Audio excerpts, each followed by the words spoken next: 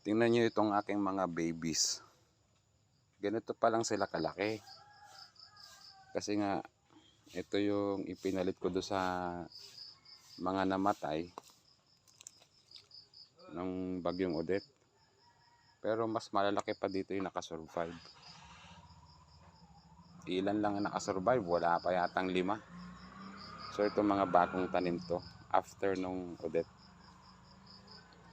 Meron ako ditong kasoy, mas mauuna pa yatang lumaki. Ayan. Kasoy, may nagpadala sa akin yan ng buto. Nanghingi ako sa online. May nag-response naman. Ang binayad ko lang yung, hindi naman siya nagpabayad. Ang binayad ko lang yung LBC, yung logistics. Anyway, na-miss ko to. Kasi doon ako ang mga babies ko na-miss ko.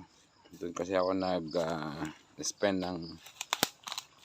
ng Christmas season sa Barugo, Leyte. Nag-propagate actually ako doon ng remnants ng Crollo. Yun nga yung tinawag naming Filipino aromatico. Ito, na-miss ko rin to. Yung aking vanilla, nag-sprout na pala. Tingnan nyo. Yan. Bagong sprout niya. Oh. Ang hirap lang dito sa vanilla daw. Ay matagal mamunga. 3 taon inaabot. Hanggang 4, ganyan, bago mamunga. At saka pagka yan pinutulan mo, back to zero ka na naman. 3 taon ang hihintayin.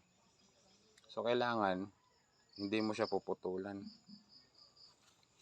Tapos pagka yan namunga na, hand pollination ang kailangan dyan. Wala daw yang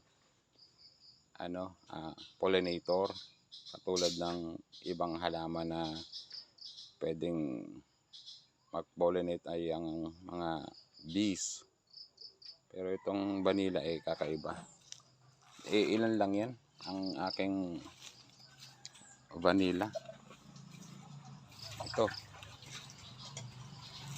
buhay na. Ito field graft. Ito naman ang isa ko pang vanilla. Merong sa paso ko siya nilagay kasi hindi pa ako decided kung saan ko talaga itatanim. Ayun, nag-sprout na isa. Ayan. Ayan, vanilla.